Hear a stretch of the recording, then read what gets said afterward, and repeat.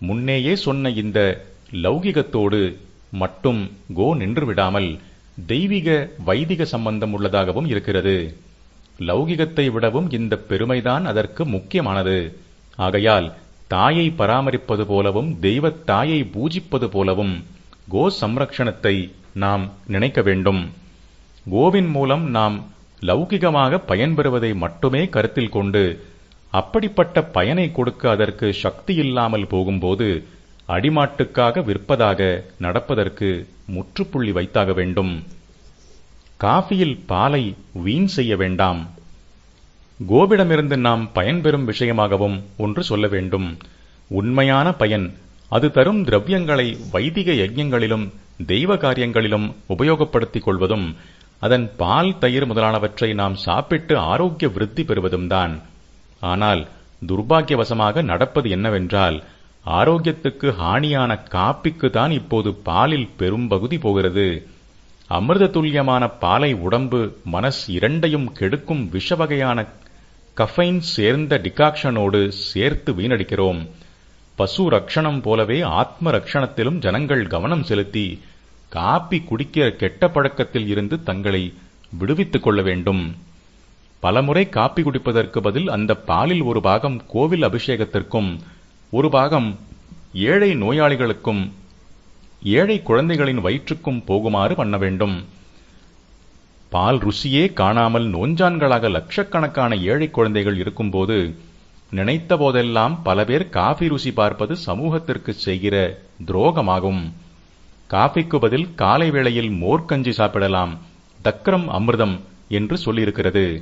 தக்ரம் என்றால் மோர்தான். ஒரு பங்கு பாலில் இருந்து அதைப்போல் 2-3 பங்கு மோர் பெறலாம். ஆதலால் அது சிக்கனத்துக்கும் உதவுவதாக இருக்கிறது. சில பேருடைய தேக வாகுக்கு பால் ஒத்துக்கொள்ளாது, பேதியாகும். அப்படிப்பட்டவர்களுக்கு ஏற்றதாக கோமாதா அந்த பாலில் இருந்தே இந்த மோரை அருள்கிறாள்.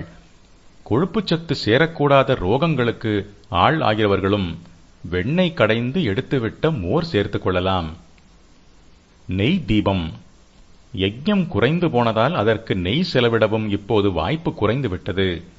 ஆனாலும் தெய்வ காரியங்கள் இப்போதும் அகத்து பூஜை, கோவில் பூஜை, மடாலயங்களில் பூஜை என்கிற ரூபத்தில் நடந்து வருவதால் நெய் தீபம் ஏற்றும் வழக்கத்தை ஏற்படுத்திக் கொள்ளலாம்.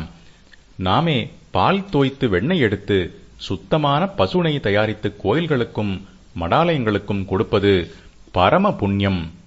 நெய் விளக்கின் ஜோதிஷ் வெளுப்பாக வெளியே வீசுகிற மாதிரியே உள்ளுக்குள்ளேயும் பவித்திரத்தை ஊட்டும்.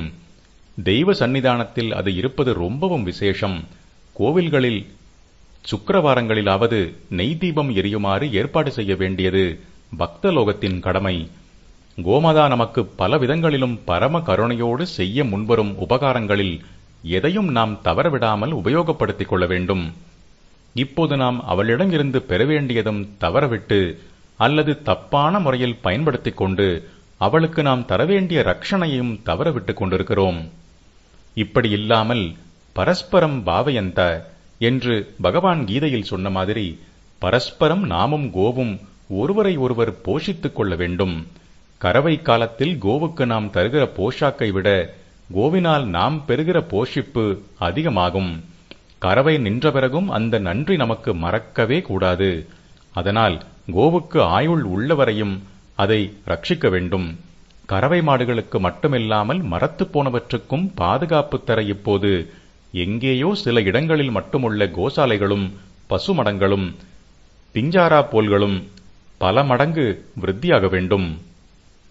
இதற்காக செய்கிற செலவு முழுவதும் புண்ணிய வரவேயாகுமாதலால் அனைவரும் தயங்காமல் தங்கள் பொருள்களையும் பொருளோடு உழைப்பு, கவனிப்பு ஆகியவற்றையும் இதற்காக தாராளமாக கொடுக்க முன்வர வேண்டும். இந்த தேசத்தின் புராதனமான கலாச்சாரத்தில் ஊறி வந்துள்ள கோரக்ஷண தர்மம் நம் இரத்தத்தில் பேச வேண்டும். அப்படி பேசி ஒரு பசு கன்றுக்கு ஊட்டுக் கொடுப்பதற்கு எப்படி துடித்துக் கொண்டு போகிறதோ அந்த துடிப்புடன் நாம் கோ சம்ரக்ஷணையில் முனைய வேண்டும். பசுவதை தடை சட்டம்.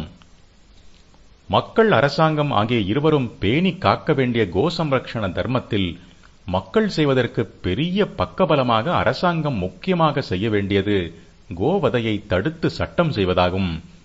அரசாங்கம் சட்டம் செய்வதற்கும் மக்களின் அயராத தூண்டுதல்தான் வழிவகுக்கும். சட்டத்தின் பலவந்தத்துக்கு பயந்துதான் கோவதை நிற்க வேண்டும் என்றில்லாமல், அதற்கு இந்த தேசத்தில் உள்ள சகல இன மக்களும் மனம் ஒப்பி ஆதரவு தருமாறு வெகுவாக பிரச்சாரம் செய்ய வேண்டும். மாற்று அபிப்பிராயம் உள்ளவர்களிடம் கோபப்படாமல் சாந்தமாகவும் அன்புடனும் விடாமல் எடுத்துச் சொல்ல வேண்டும். முகலாய அரசர்களான அக்பரும் ஷாஜகானும் மிக சமீப காலத்திலேயே ஆப்கானிஸ்தானின் அமீரும் பசு சம்ரக்ஷணையின் அவசியத்தை உணர்ந்து அதற்கான சட்டங்களை செய்திருக்கிறார்கள் என்பது குறிப்பிடத்தக்கது. ஆகவே நாம் உரிய முறைப்படி எடுத்துச் சொன்னால் இந்த தேசத்தின் சகல பிரிவுகளையும் சேர்ந்த பிரஜைகள் எல்லோருமே நமக்கு ஆதரவு தருவார்கள் என்பதே என் நம்பிக்கை. அரசாங்கமும் எந்த ஒரு பிரிவினருக்கும் விரோதமாக சட்டம் செய்வதற்கு இல்லை என்ற காரணத்துக்காக இந்த உத்தமமான காரியத்தை பண்ணாமல் இருக்கும் நிலை மாறி சட்டப்பூர்வமான ரட்சணை கிடைக்கும். அவசியமான சிலவற்றை அழிக்காமல் காப்பு அளிப்பதற்கு சட்டம் செய்தால்தான் முடிகிறது என்பதால் அரசாங்கம் அப்படியே செய்கிறது. குரூரமான வனவிலங்குகள் கூட அழிந்து போய்விடக்கூடாது என்று சட்டப்பூர்வமாக காப்பு தரப்பட்டிருக்கிறது. சந்தன மரத்துக்கு அப்படி காப்பு இருப்பது எல்லோருக்கும் தெரிந்ததே. ஆனால் தெரியாத ஒன்று சொல்கிறேன். இலுப்பை மரம் அப்படிப்பட்ட உயர்ந்த வஸ்துவா என்று தோன்றக்கூடும். ஆனால் வங்கம் பீகார் எல்லையிலுள்ள சாந்தால் பர்கனாவைச் சேர்ந்த ஆதிவாசிகளுக்கு இலுப்பை மரம்தான் முக்கியமான உணவை அளித்து வந்தது. அதனால் இதை இஷ்டப்படி வெட்டி சாய்க்கக்கூடாது என்று சட்டமே இருந்தது. எனவே லௌகிக திருஷ்டி வைதிக திருஷ்டி என்று எப்படி பார்த்தாலும் மிகவும் உயர்வு பொருந்திய கோவை வதைக்கக்கூடாது என்று சட்டம் செய்வதற்கு மிகவும் நியாயம் உள்ளது. அது மிகவும் அவசியமானது.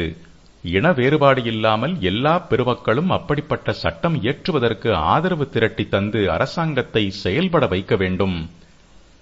தொன்று தொட்டு பசுவும் அதனுடன் இணைந்துள்ள புனிதமான எண்ணங்களும் தத்துவங்களும் நம்முடைய கலாச்சாரத்துக்கென்று ஏற்பட்ட பல சீரிய அம்சங்களை உருவாக்கி இருப்பதால் வேறெதற்கும் இல்லாத தனியானதொரு ஸ்தானத்தை பசுவுக்கு தந்து அது என்றென்றும் போஷாக்குடன் இருக்கச் செய்ய வேண்டும்.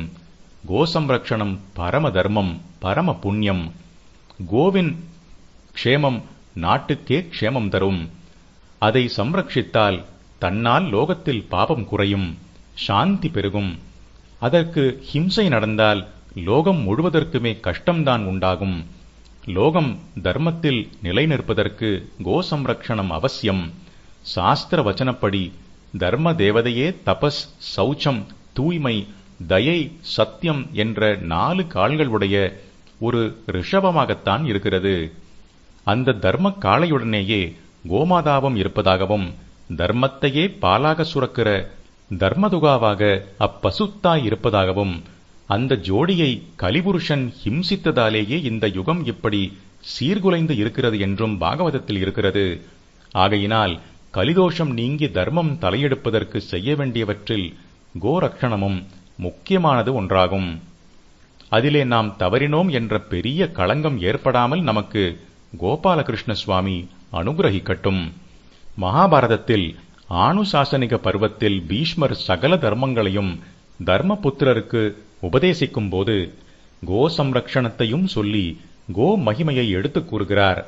நகீஷ மகாராஜனுக்கு சியவனர் என்ற மகரிஷியை விலை கொடுத்து வாங்கும்படியாக ஒரு சந்தர்ப்பம், நிர்பந்தம் ஏற்படுகிறது. மூவுலகும் அடங்கும் தன் திரைலோக்கிய ராஜ்யம் முழுவதையும் விலை கொடுத்தாலும் அந்த உத்தம ரிஷிக்கு ஈடாகாதே. எதை தருவது என்று புரியாமல் அவன் தவிக்கிறான். அப்போது பசுவின் வயிற்றில் பிறந்த ஒரு ரிஷி அவனிடம் வந்து ஒரு பசுவை அவருக்கு விலையாகத் தந்தால் போதுமானது என்கிறார்.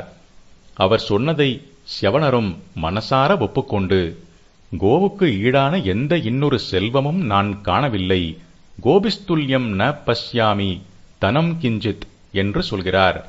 அப்படியே நகீஷ மகாராஜாவும் கோவை கொடுத்து அவரை வாங்கி அப்புறம் அவரை சுதந்திரமாக விட்டுவிடுகிறான். கோதானத்துக்கு மிஞ்சி ஒரு புண்ணியமும் இல்லை.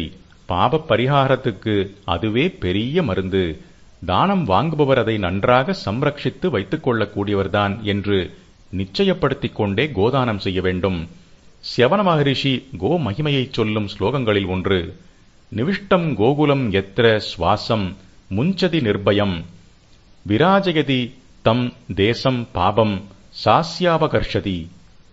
என்ன அர்த்தம் என்றால், எந்த தேசத்தின் பசுக்கள் தங்களுக்கு ஹிம்சை நேருமோ என்று பயப்படாமல் கோகுலங்களில் நிம்மதியாக மூச்சு விட்டுக் கொண்டு இருக்கின்றனவோ அந்த தேசமே எல்லா பாபங்களும் விலக்கப் பெற்று பிரகாசமாக விளங்கும். நம்முடைய பாரத தேசம் அப்படி ஆவதற்கு, அதை அந்த மாதிரி ஆக்குகிற மனப்பான்மையையும் செயற்பான்மையையும் நாம் பெறுவதற்கு கோவை கண்ணாகப் பேணிய கண்ணன் அருள் புரிவானாக.